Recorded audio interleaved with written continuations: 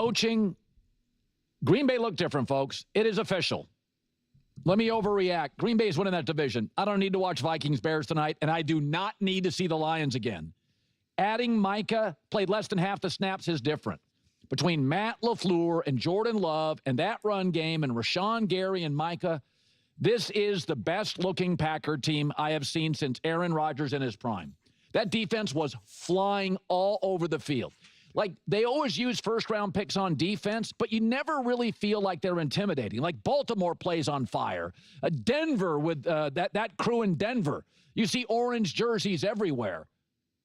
Yesterday, that is the best Green Bay's defense has looked. It didn't look like a Packer defense. Hyper-aggressive. And Micah Parsons already making an impact, creating more space and better matchups for the guys around him. So, and those wide receivers and tight ends, we've been talking about this the last 3 years. Green Bay just doesn't miss very much on offensive players. They're the opposite of Belichick and the Patriots. They hit on almost everybody. Even the wide receivers like Reed were like, well, I don't know. Romeo Dobbs, sometimes he has the drops. They all make plays. Kraft, the tight end's a stud. He's a Pro Bowler. He's going to be a big-time player for the Packers.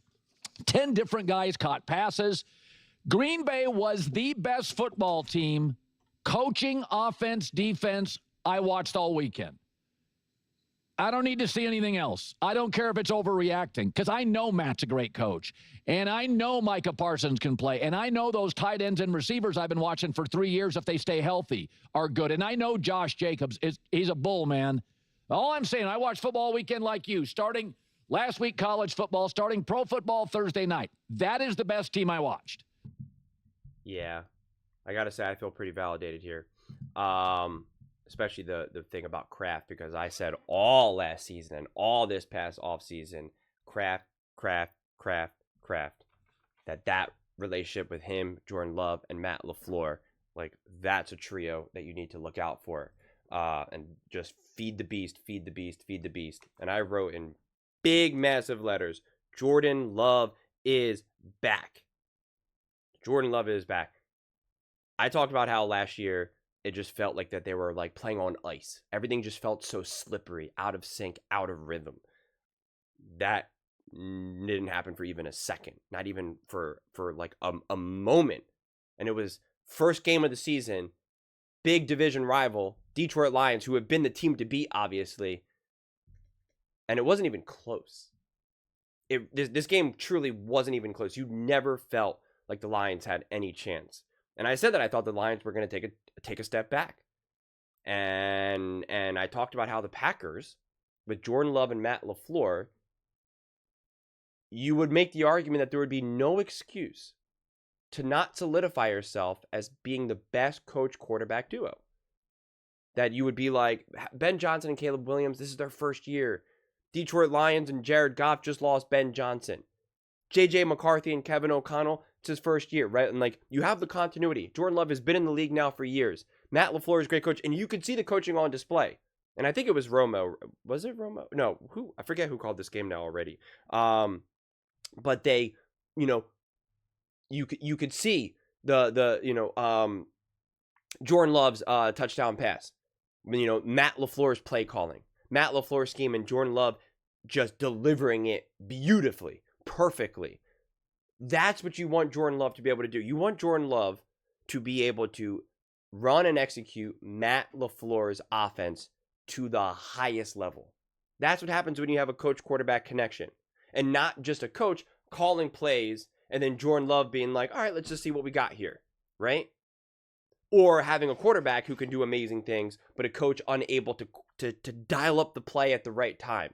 Or to understand the flow of a game and be like, you know what? I need some layups here.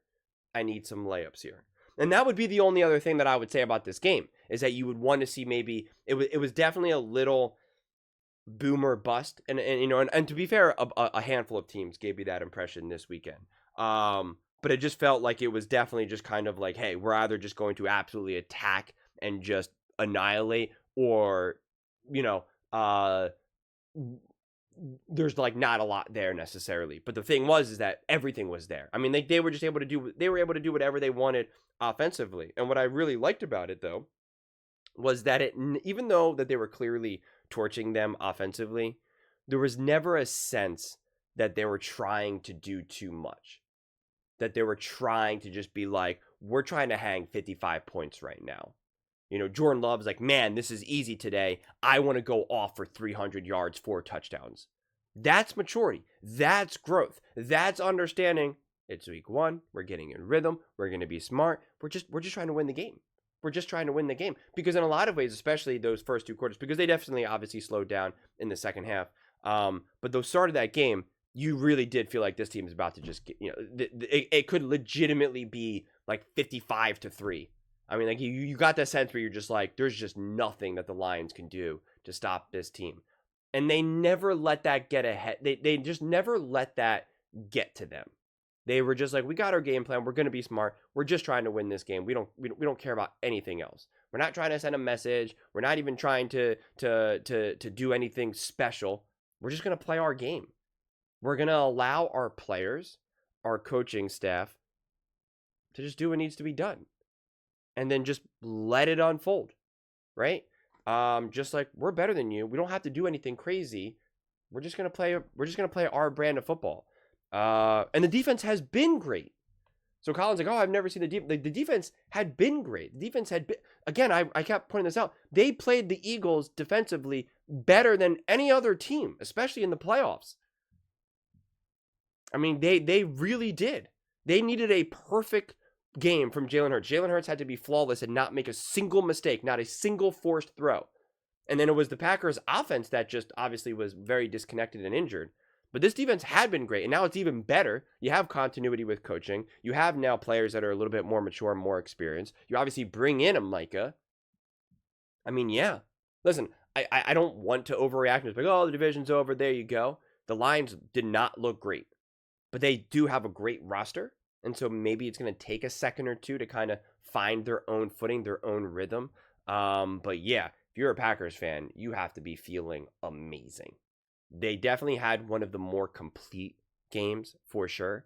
If not the most complete game from a team that you actually believe in, right? Like the Colts obviously played technically a pretty complete game, but it's just like, all right, you know, I don't think anyone's going to start to say that the Colts are now going to win the Super Bowl. But the Ravens offense was just literally unstoppable. But their defense obviously led up an avalanche of points as well. Josh Allen was unstoppable and a monster, but their defense obviously led up and those two teams are hard because they're playing each other. But if you're looking at the Packers, so if we just take those two teams away, because they obviously had the hardest game playing each other, so it's like really hard to gauge.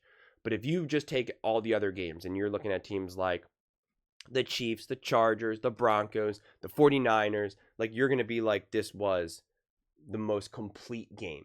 Even the Eagles, the Eagles offense, I think, looked really, really smooth, but the defense definitely gave up more points than you would want against a Dak Prescott-led Dallas Cowboys. And again, divisional games can always get a little wonky. Just look at the Bengals versus the Browns. Like that was also a textbook bizarre divisional game. But I mean, you're gonna feel great week 1, especially considering how last season unfolded and how, of course, you know, the playoffs unfolded. And so, yeah, man, that was an awesome game. That was an awesome game. And so now the name of the game is just to continue to build off of that momentum. But those are just my thoughts. I'd absolutely love to hear yours. What do you guys all think about Jordan Love and the Green Bay Packers? Are they the team to beat in the NFC? Let me know in the comments below. I read every single comment, so whether you agree with me or disagree with me, either way, let's get in some discussions. Let's get in some fights. But ultimately, let's just have some fun. And please do consider subscribing. We are building an amazing community here, and I absolutely love to see you part of it. I want to build something that we all generally feel connected to. Something that we're really excited to be part of. I think we're well on our way to doing it. Please don't forget to give this video a thumbs up, as it really does help with the visibility and the algorithm. Thank you so much. See you next time.